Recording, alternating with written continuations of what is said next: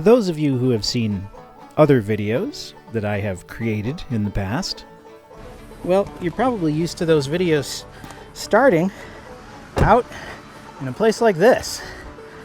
My property, Luthorville. But let's start this video a little different. Well, hey there, all you jiving Jacks and Jills. This here is another episode of Luthorville, where I'll be doing a product review of my 2021 Jeep Willys Edition, which I have done up as a bit of a tribute to the greatest generation. Beep, beep. Beep, beep. Choo-choo to Broadway through Cincinnati in a Jeep that was built for the six of us. Beep, beep. Beep, beep.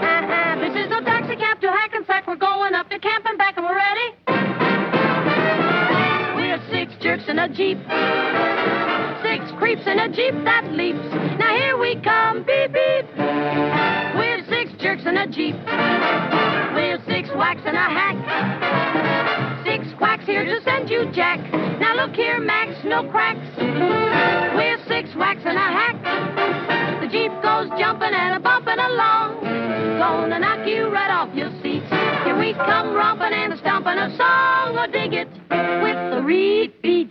We're six jerks in a Jeep. Six gleeps in a Jeep that weeps. Now here we go, beep, beep. We're six jerks in a Jeep. The Jeep goes jumping along. Gonna knock you right off your seat. Here we come, stomping along, just a romping along in our Jeep. Beep, beep, doot, doot, la-da-da. Beep, beep, doot, doot, la-da-da. We're six heels on a wheel. Schlummeals on a wheel that will reel. We're looking for a meal. Oh, heel schlummeals on the wheel that reel. We're six jerks in a Jeep, beep, beep, beep. Six gleeps in a Jeep that weeps. Now here we go, beep, beep. Here we go, all six jerks in a Jeep.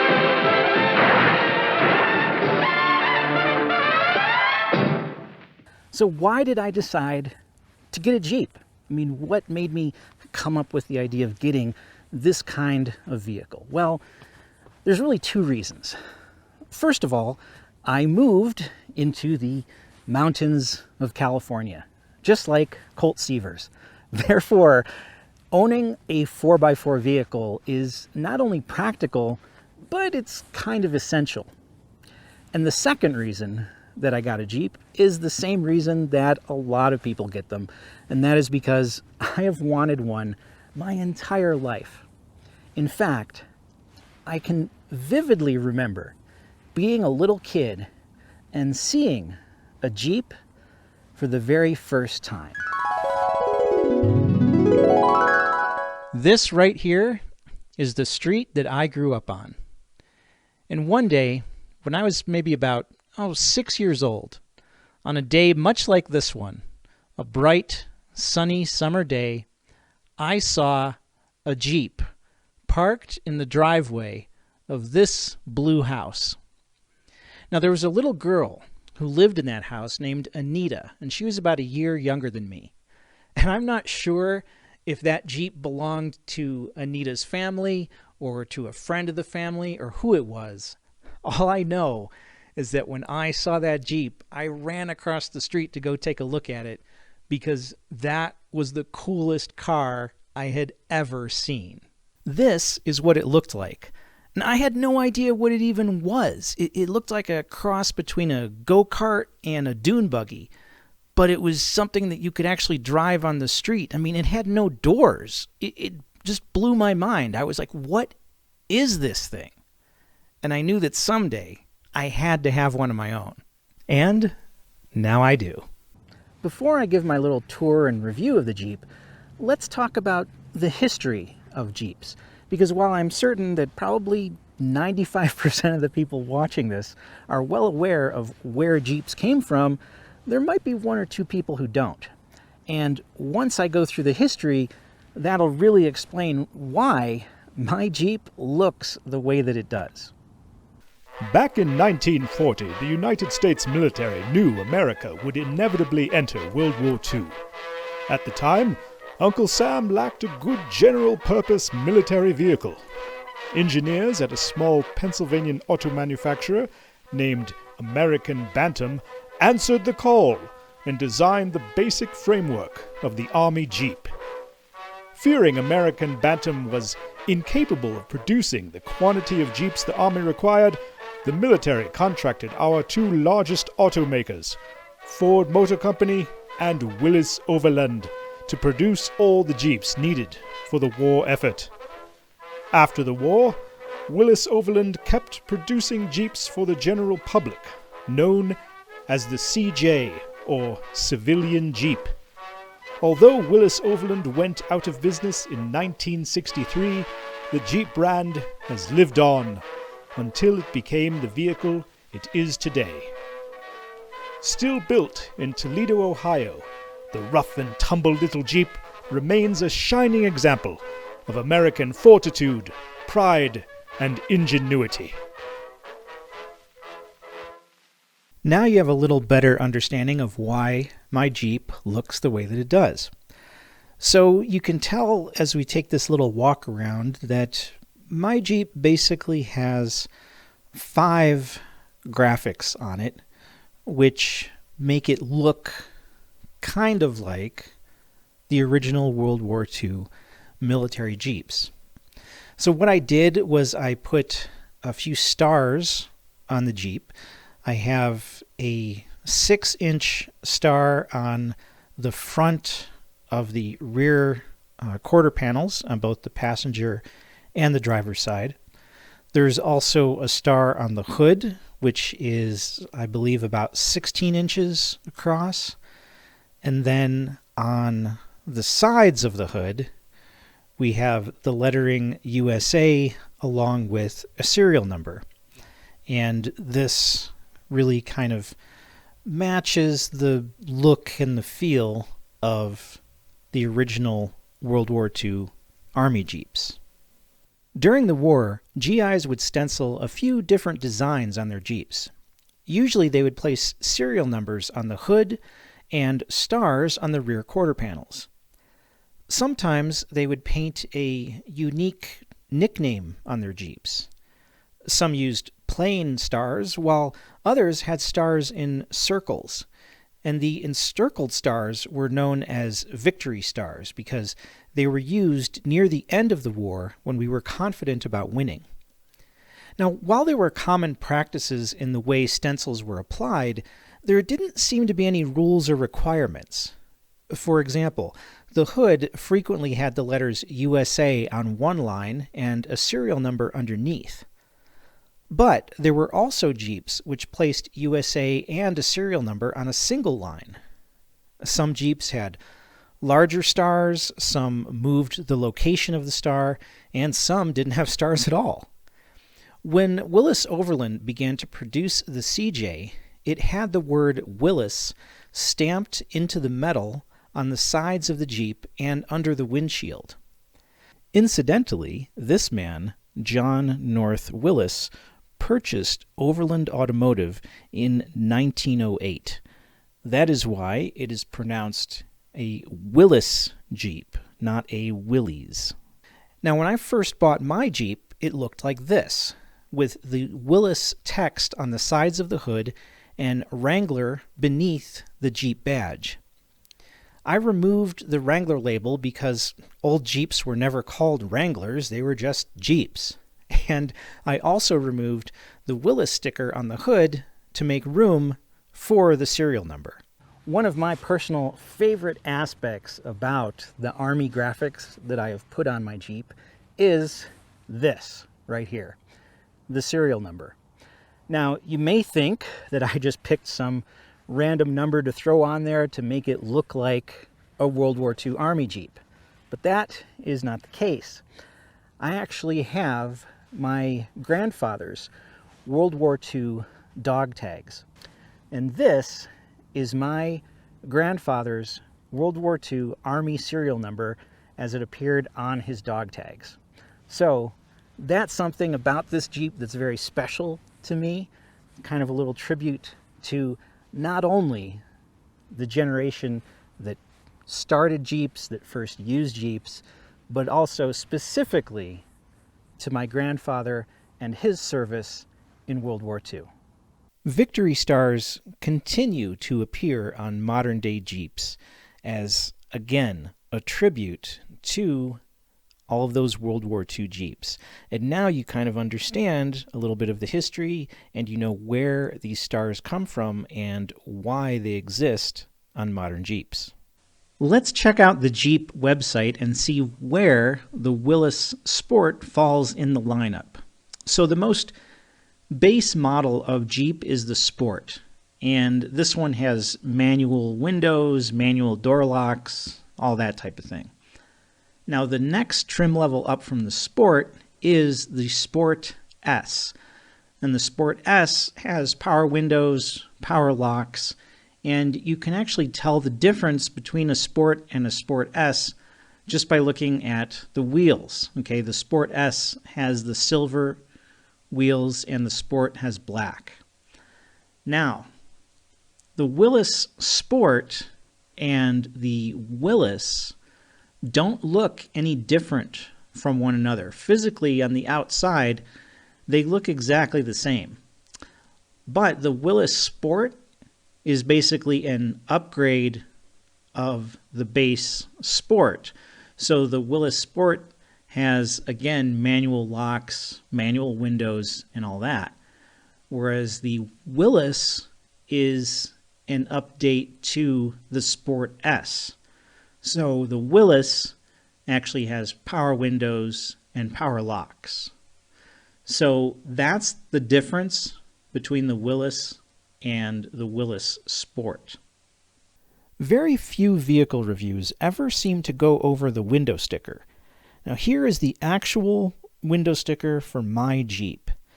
Now I'm not too happy about this part. Only 60% of the Jeep is made in the United States. Unfortunately, you can't get a Willys Sport with an American-made engine. You can only get the Pentastar V6 made in Mexico or an inline 4 turbo made in Italy. Now here's the weird thing. Jeep actually does make the Pentastar V6 here in the United States of America, but they don't put the American-made version of the Pentastar in the Wrangler. They put it in other vehicles. For example, if you get a Jeep Cherokee with the exact same engine that I have with the Pentastar V6, that engine is made in the United States. But if you get a Wrangler, that engine is made in Mexico.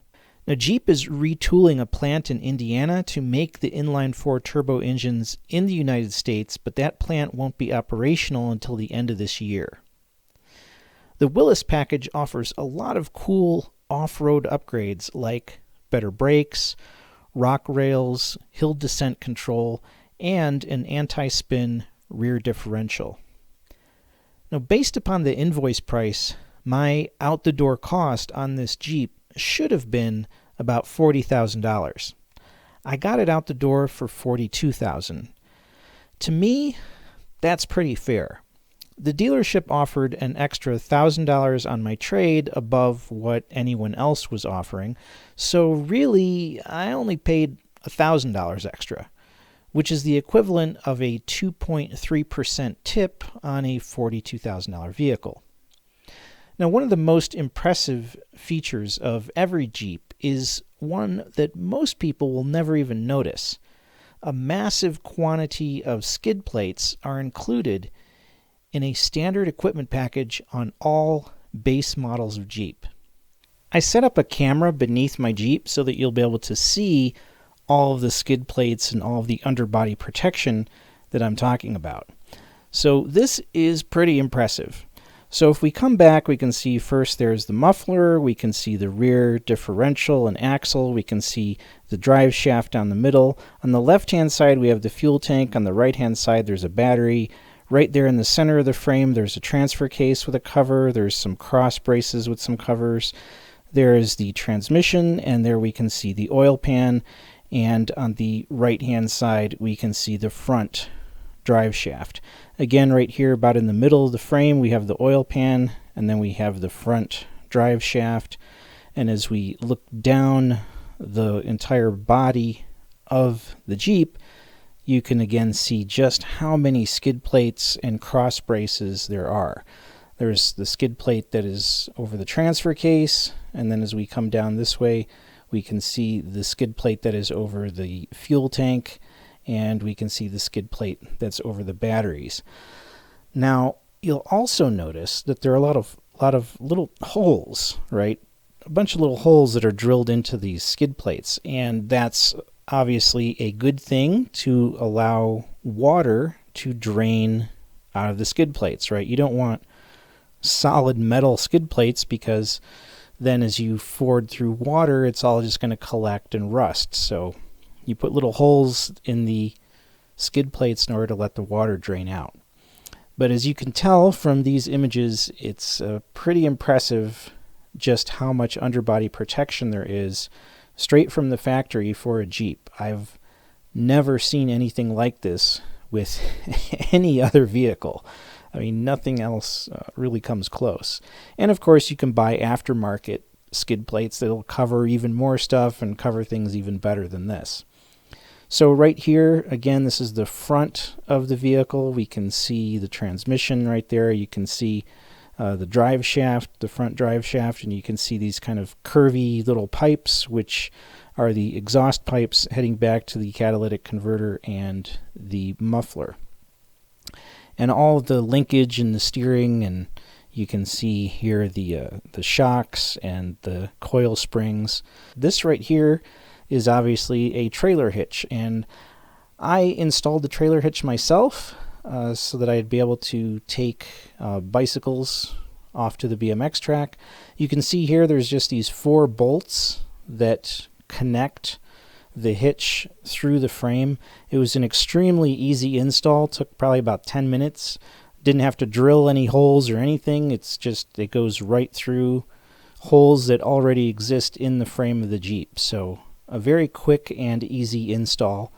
At the rear of the Jeep, we can see that the trailer hitch was actually a little bit too short because of the big spare tire.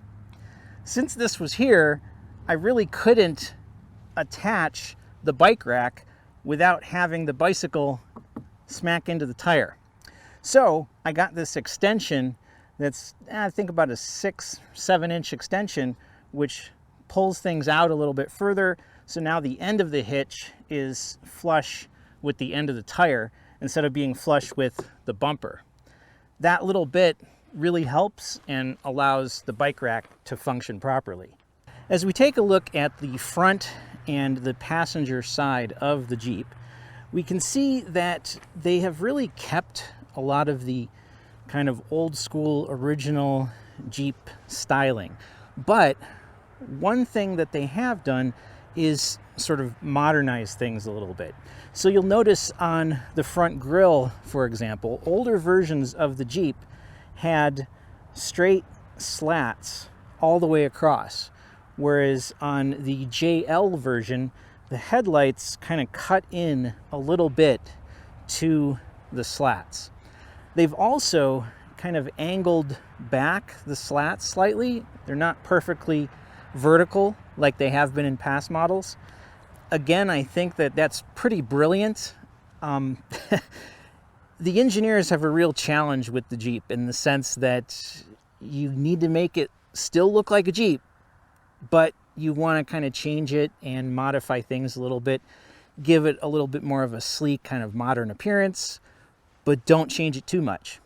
And I think some of the things they did here with the grille are definitely a really good example of clever engineering and clever design. We of course have the tow hooks up front, 2 of these, and we have the fog lights. The latches on the hood have been another staple of the Jeep, been around forever. So a lot of people that don't own Jeeps don't realize that there's no hood release on the inside. You just pop the latches on the side and open the hood up. That is something I'll show you a little bit later.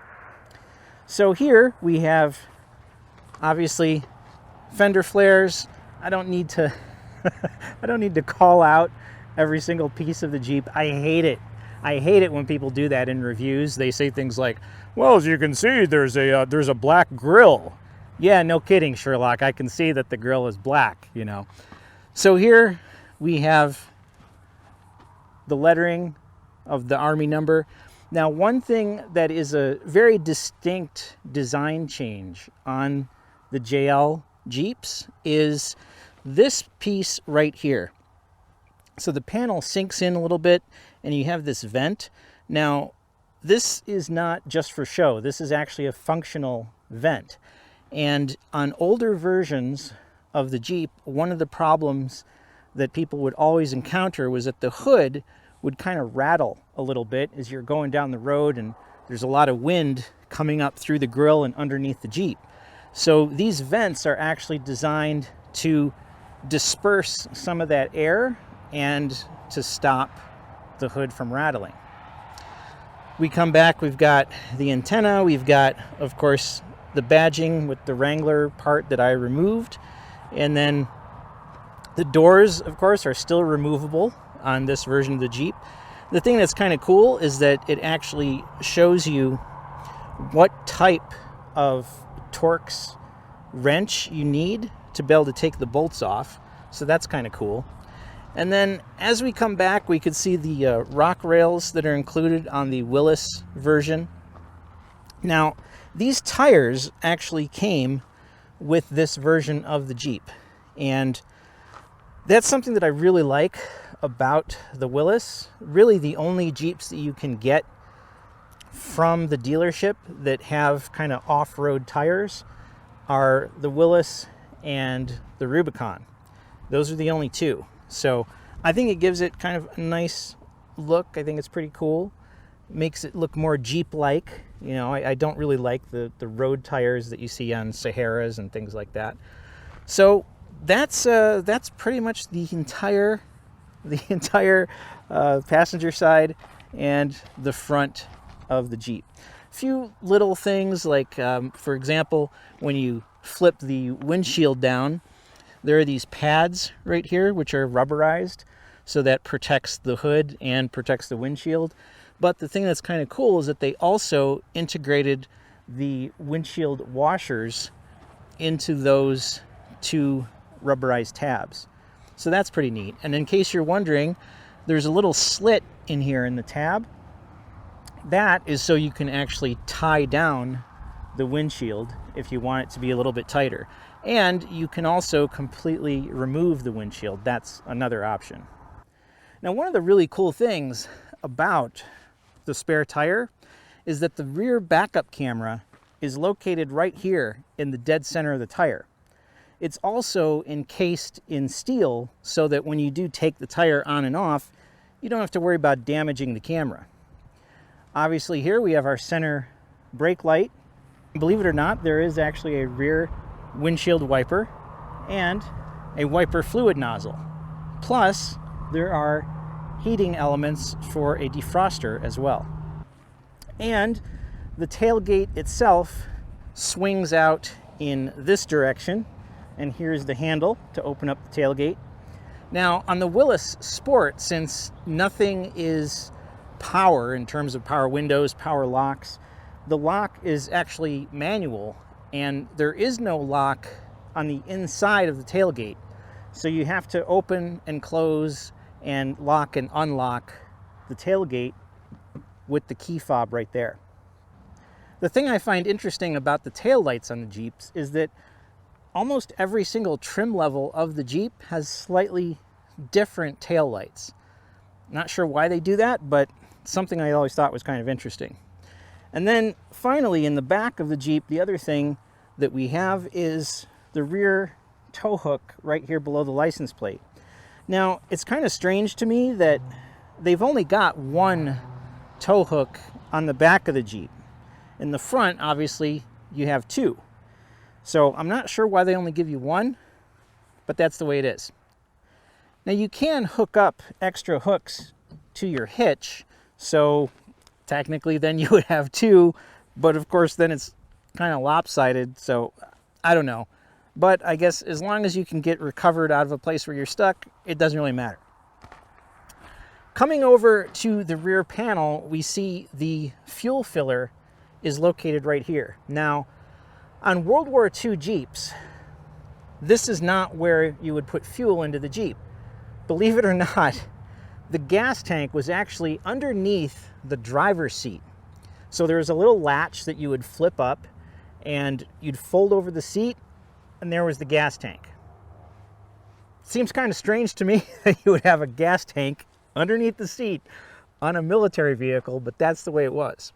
So many of the World War II Jeeps would have a star on the back because this was flat steel. There was no filler cap there. On modern Jeeps, since the filler cap is there, I ended up moving the star to the front on both the passenger and driver side. I honestly think it kind of looks a little bit better that way anyhow. I think it balances everything out a little bit more. Now, of course, the hardtop, like on every Jeep, is removable. Obviously, I'm not going to show you that on video because just one person can't really take it off. I mean, I probably could, but it's pretty darn risky because it's heavy. I think it's like a good 80 pounds or so, and the windows don't detach. So if I drop it, it's a very, very expensive thing to replace. So most people will tell you, you either want to have a hoist in a garage to be able to take it off, or have at least two people that you could pick it up. And of course, the front panels do come off as well on the hardtop. I'll probably end up getting a soft top eventually. When I do remove the doors and the roof and the freedom panels, this is pretty much exactly what my Jeep will look like, minus all the military stickers, of course. I'm not really crazy about tinted windows either. I never liked tinted windows. But the Willys edition of the Jeep comes with the tinted windows. So I was kind of stuck with having those. That is something that I would change, but it's not a big enough problem for me to want to spend all the money to get a new top just for that. So kind of stuck with the tinted windows, but I would prefer it if they were completely transparent. And the other thing that is really different on the driver's side of the Jeep compared to the passengers is the trail rated badge, which is located in the same spot that the antenna is on the other side. And on the Willys version, all of the badging is blacked out, so I just think that's kind of a cool look and kind of a neat feature to have. So that is pretty much everything on the outside of the Jeep. Here we can get a shot of the engine. Now, the instruction manual for the Jeep specifically states that you should not do this. You should not open the hood all the way and rest it against the windshield, because there's a risk of scratching the paint. So I did it very, very carefully, and it's not something I will do all that often, but for the purposes of shooting some video, it makes it a lot easier to see the entire engine. As you can tell, the engine is pretty well exposed. I mean, here we have our dipstick for the oil, we have power steering fluid. I mean, we can get to a lot of stuff, unlike a lot of modern cars where they just kind of put big plastic covers over everything. There still is this big plastic cover right here, but pretty simple to remove. We can easily get to where we put in more oil, and a lot of the stuff that you would need to maintain is pretty easily accessible in this engine, which is another thing that I was really looking for when I was sort of shopping around for a vehicle. So again, this is the Pentastar V6, pretty reliable engine. It has been used in tons and tons of vehicles under the Jeep, Chrysler, Dodge, Ram family. So they've produced millions of these, and that's one of the reasons that I went with this instead of something like the diesel or the inline 4, because this one has a much, much longer track record. And in case you're wondering, the way that you're supposed to open the hood is like this. You open it here, you pull down the prop, and that's the way it's supposed to be done, which is the way I'll usually do it. If we're going to move to the inside of the Jeep, let's show you all the ways that you actually get in. We'll go over the doors and the tailgate so you can see all the little features that we have there. The door handle on the previous versions of the Jeep actually had a push button, but on this version the handle just pulls straight out. The tailgate on the Jeep is a little unique. So you have to actually open it out sideways, and then the glass flips up separate. So you pull the latch. Now it's fully open, and then you just push this up. There's no latches or triggers or anything to lift the glass. It just comes up all by itself. So once you have the tailgate open, you have to close it the exact same way. A lot of times people will forget this and they'll end up closing the door. But if you do that, now there's obviously no way to close the glass. So have to make sure that you always close the glass first.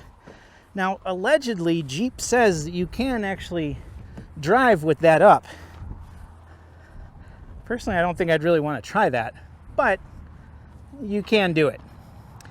So let's take a look at the one question that so many people have, which is, how much room is there in the back of the Jeep?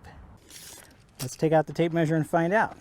So, side to side, we've got approximately about 40 inches. Top to bottom, we have about exactly 3 feet. We have about 36 inches. And then front to back, remember, this is with the seat folded up. So we're looking at about 33 inches. When the seat's folded down, there's obviously a lot less space. Let's see how much space there is when we do that.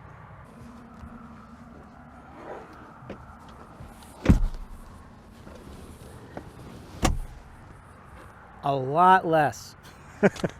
So with the seat in place, we've only got about 18 inches. Now keep in mind the door is open, so you're gonna have to take a few inches off of that.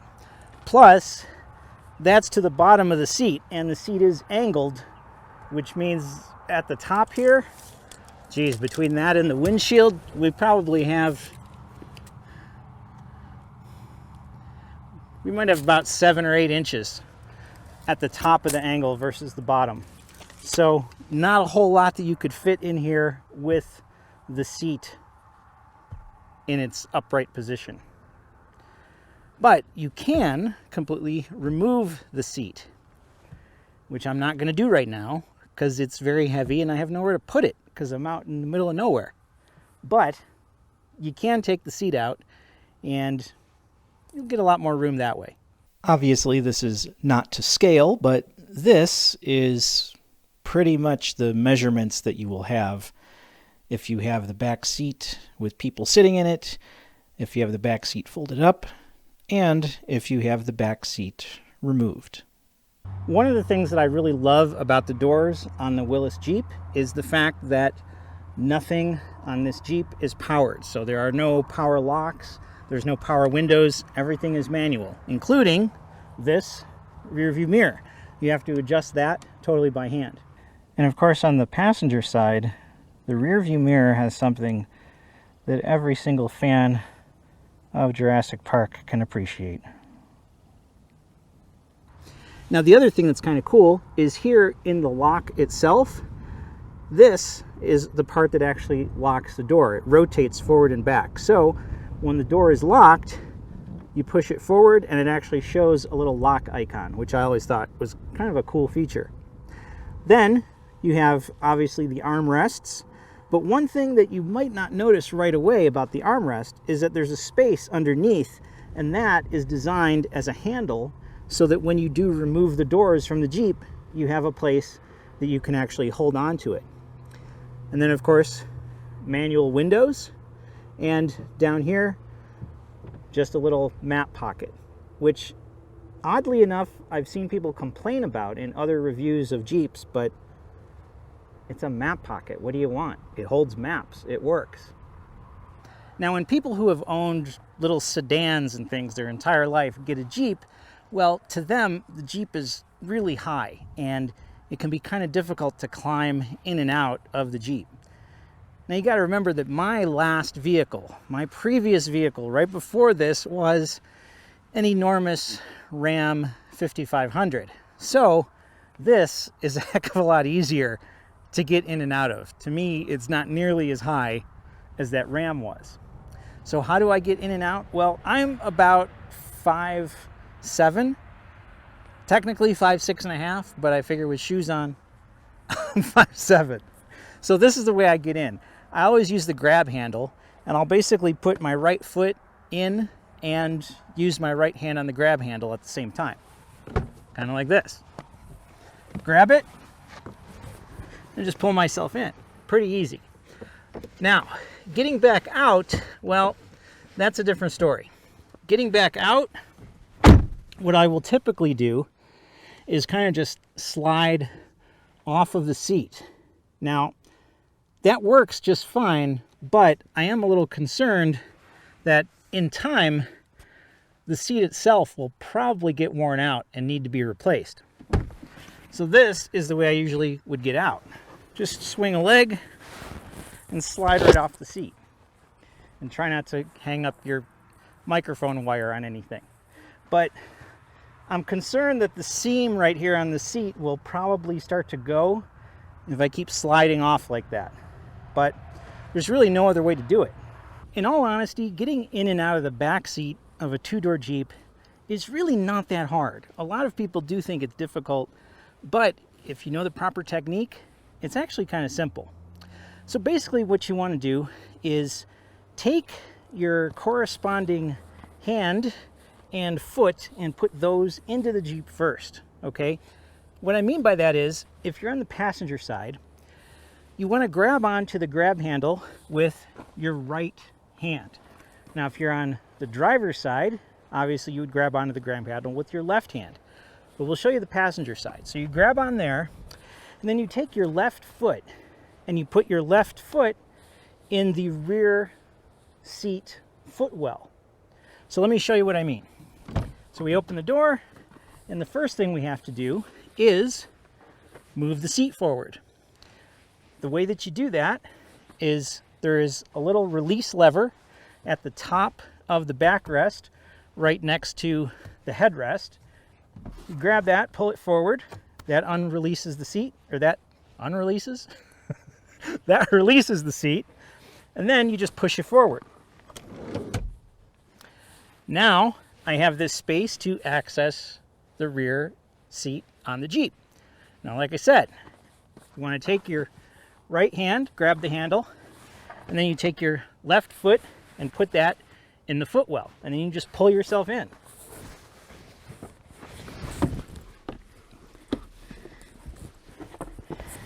There you go. It's really not that hard. Now, the cool thing about these seats is all the settings on your seat stay exactly as they are when you move it forward like this. So all you have to do is pull it back into position, and all the settings will remain exactly where they were.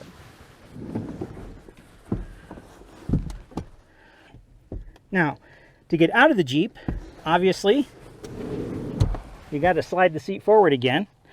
And then the easiest way is to just climb out exactly the same way that you got in, right? Do everything in reverse. So, grab the grab handle with your right hand, and then take your right foot and put that out on the ground first, like this.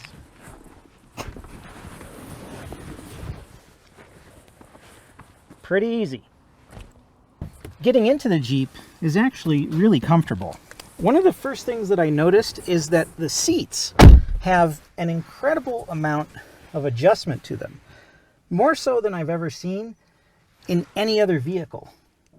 Of course, you can move the seats forwards and backwards like you can in any other vehicle.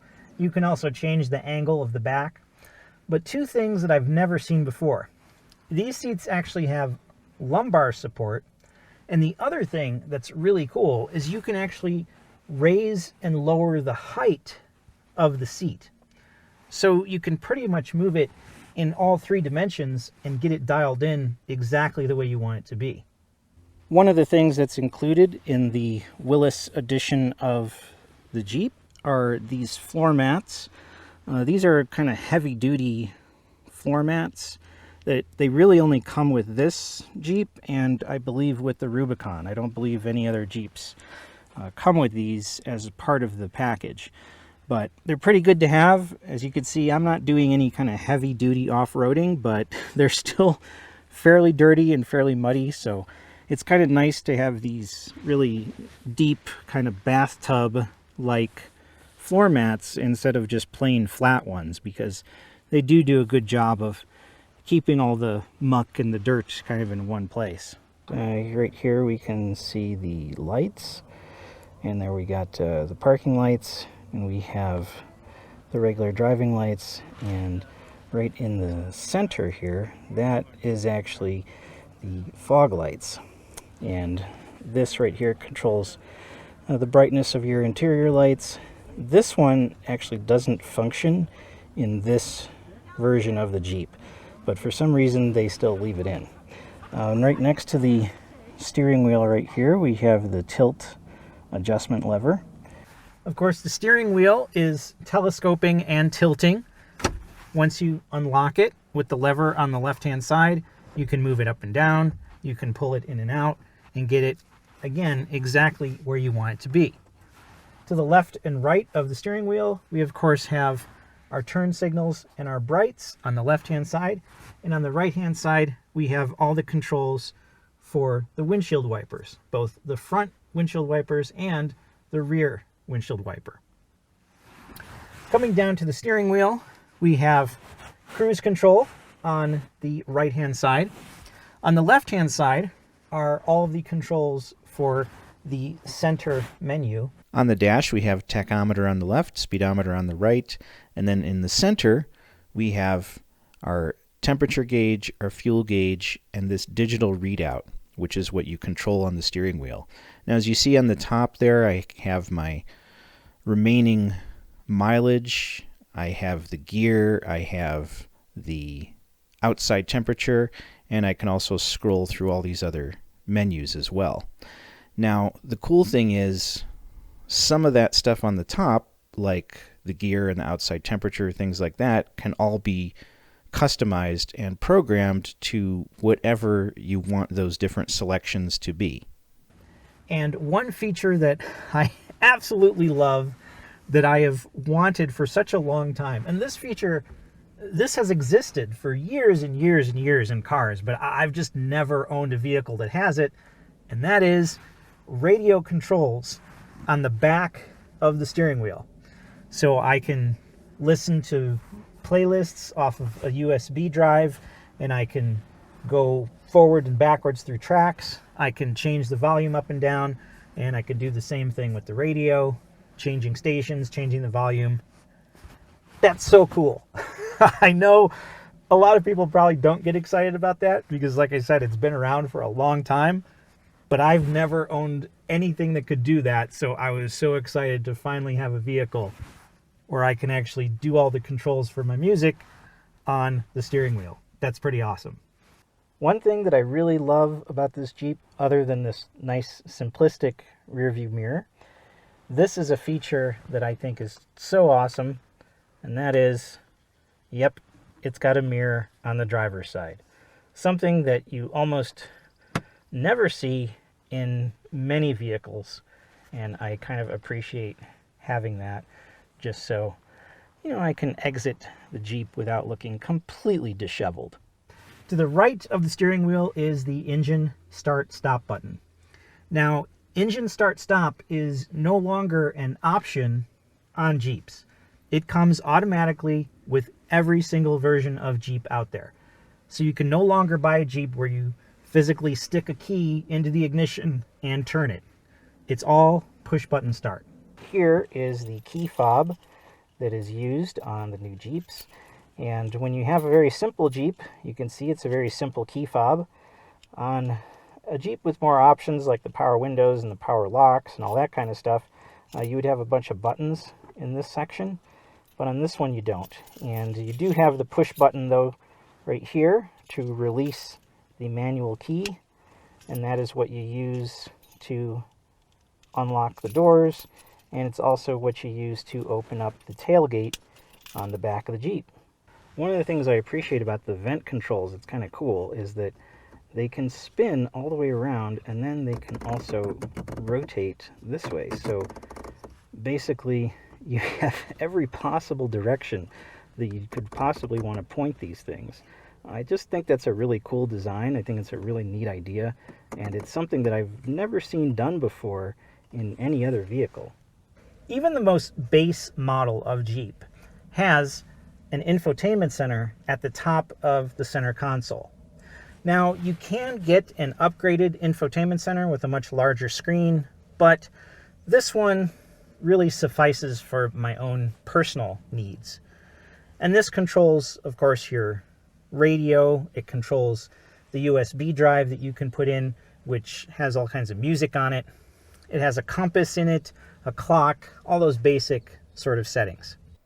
A lot of people will hook their phone up to their car to play music. I just like to use a USB drive like this one. This is 128 gig, but I've got about 40 gig worth of music on it, so that's about 6,500 songs or so. The sound system in the Jeep is surprisingly good because I did not get an upgraded sound system. I just got the standard sound, and you can see that there is a speaker right down there. There's also one up here on the top of the dash, and then if we come up this way and we look at the roll bar above our heads, there are actually speakers up here in the roll cage as well. So you really get pretty excellent sound out of this Jeep, even with the standard sound system. Of course, another speaker here on the driver's side in the dash, and another one there down below near the footwell. So a lot of speakers, really good sound, and I'm pretty impressed with how the standard bass stereo sounds in one of these Jeeps. Below the infotainment center, we have standard climate controls. We have the fan, we have air conditioning and heat, and we have where you want the air to come out of, defrosting or vents or whatever. All standard stuff. But there are a few things in this center control that not all vehicles have. One is the auto start stop off button. This vehicle is what they call a mild hybrid. So it will actually turn itself off, let's say at a red light, and then turn itself back on when you let off the brake pedal. Some people don't like that feature, so you can hit this button to turn it off. You can also turn traction control on and off. And finally, because this is a Willys edition, there is a hill descent control button. Now, that's usually on most of the higher end Jeeps, but since this one is trail rated for off-roading, they include this feature. Now, personally, I've never used it. I've tried it, but it's clear to me that hill descent control is for coming down incredibly steep hills. I've gone off-roading on what I thought was a pretty steep hill, and hill descent control was definitely overkill. I didn't need it at all. All I had to do was shift into first gear, and it was simple to kind of crawl really slow down the hill. Hill descent controls for some pretty gnarly stuff. Below the climate controls, we have a small little media center and a standard 12-volt outlet.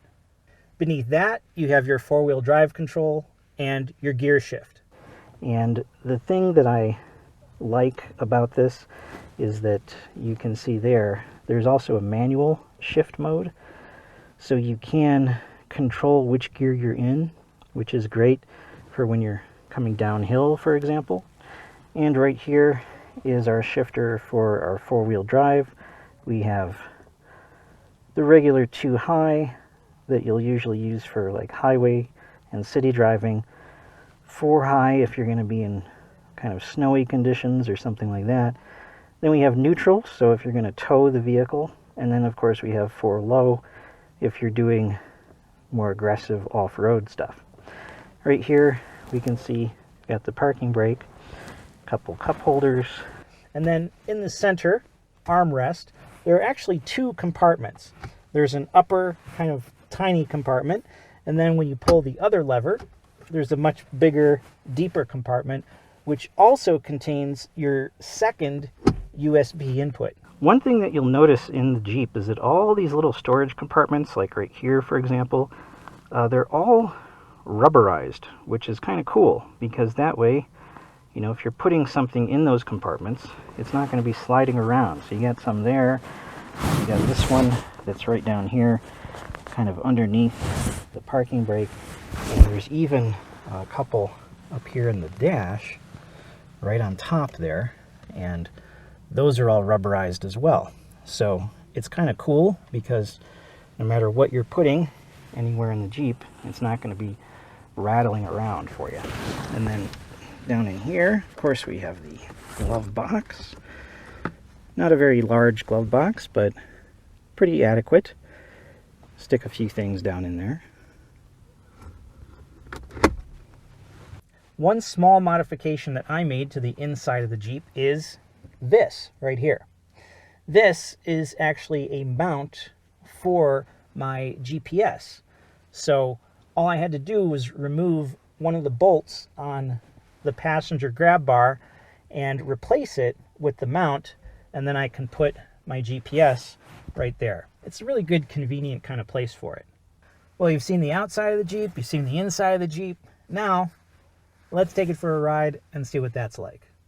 People often wonder what the ambient noise inside a Jeep is like. Knowing that you can have a hard top or a soft top, people are always curious as to what does the road noise sound like. So that's the first thing we're going to do, is show you some road noise tests so you can hear the interior audio on the Jeep in a few different environments. So we'll do city, highway, and off-road.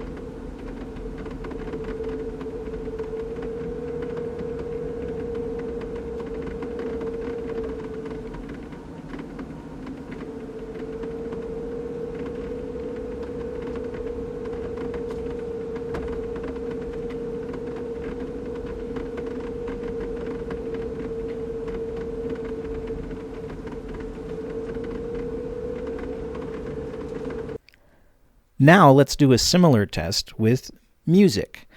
So I'll play a few different genres of music in a few different environments so you can get an idea of what the sound system is like inside the Jeep. And remember, this is just the base sound system, not the upgraded one.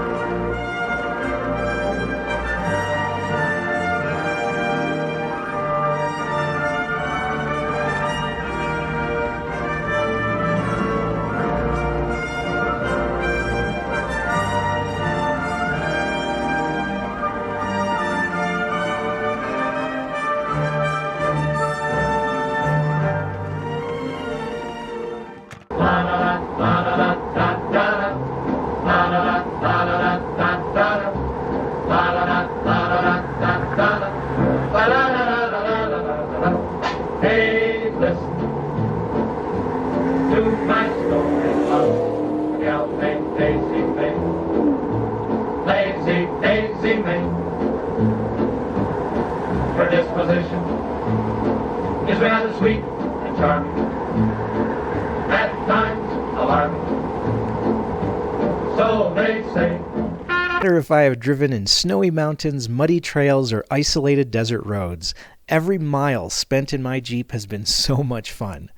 I have no plans to go do any hardcore rock crawling in my Jeep, but as you can see, it is not relegated to being a mall crawler or a grocery cart either. I do take my Jeep out in terrain which warrants a 4x4 vehicle. Now, after putting nearly 3,000 miles on my Jeep, I have very minor complaints for things I dislike. First is the gear shift. I absolutely love the option to manually select any gear, but I find it odd a forward push lowers the gear and a backward pull increases the gear. That just seems counterintuitive. Seems like it should be the other way around. I would think a forward movement would put you in a faster gear and a backward movement would put you in a slower one. Like I said, it's a very minor complaint. The other complaint is the lack of a gauge summary. Now, on higher-end Jeeps, there is a feature called off-road pages, which allows you to monitor multiple gauges electronically. On my Jeep, I can only monitor one gauge at a time. Now, since keeping an eye on this information is important, I think this kind of screen should be a base feature on every single model of Jeep. Another issue is feeling noticeable shifts. I've heard other complaints about this too. It's a strange thing. After all these decades of creating automatic transmissions, they can't get it to shift smoothly. I find my Jeep to be the most noticeable on either side of 6th gear. It's not terrible. It's not like a jolt in a Saturn V rocket or anything. It's just a slight little bump. Now, the interesting thing about the 850RE transmission is that it is built in the USA, but it's a design which is licensed from Germany. The last note I have is the handling. Apparently, many people have a difficult time driving Jeeps, and they complain there is a lot of play in the steering and it feels very unstable at highway speed. I've never experienced this problem. In fact, the steering on my Jeep feels tighter and more stable than it did on my Ram 5500. I will admit, driving my Jeep home in a desert windstorm did get me pushed around a little bit on the highway, but it wasn't any big deal. I easily drive at highway speeds with one relaxed hand on the wheel and maintain complete control. I can't really explain why some people have a hard time driving their Jeeps, but for me, it's extremely stable and maneuverable. All in all, I love the Jeep and I'm very happy I finally own one. It's incredibly useful to have on desert dirt roads and snowy mountain passes. It's wonderfully maneuverable on city streets and mountain fire trails. And since my lifestyle puts me at beaches, deserts, mountains, and cities on a very regular basis, it's nice to have a vehicle which can take me to those places with ease. So often I make videos about accomplishing your dreams, achieving what you hope in life, and by any account, owning a vehicle is not a very relevant accomplishment. All it takes is money, and earning money isn't an impressive feat. Almost everyone can do that. It's not merely about finances. It's also about will and conviction. When you have the money to afford a decent vehicle, do you buy a boring and practical car, or do you own something weird and fun? Do you want a grandpa car, or do you want a go-kart / dune buggy? The dream of owning a Jeep is more than just owning a vehicle. Ever since I was a little boy, I wanted to roam the deserts of Tatooine in a land speeder. And now, I am.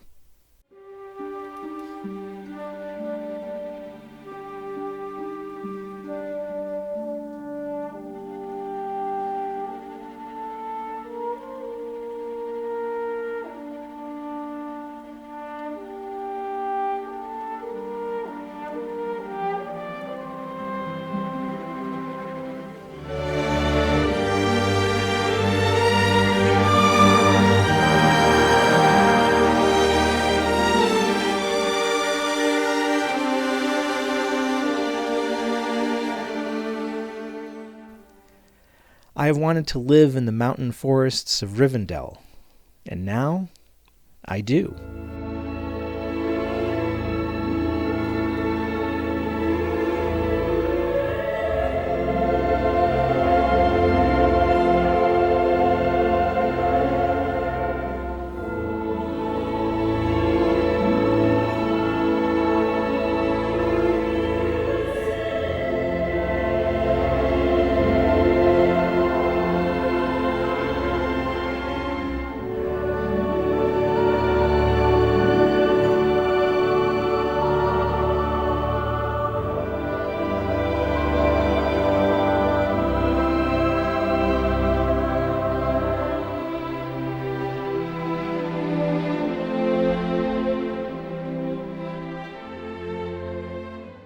You know, folks, I gotta tell you, owning this Jeep has been so much fun.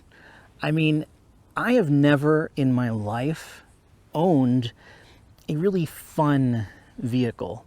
And so I never understood when people would say things like, oh, this car is really fun to drive. I was like, what are you talking about? You know, to me, vehicles were always just very utilitarian things. I always had really boring kind of sedans and grandpa cars, you know, just something that could get me from point A to point B reliably, and they weren't fun. This is so much fun. Like, I don't even mind when I get stuck in traffic because it's like, hey, it's cool, I'm in a Jeep. You know, I'm really having a blast owning this and driving it. And man, if you have the opportunity, you should definitely get not necessarily a Jeep, but a vehicle that will be fun.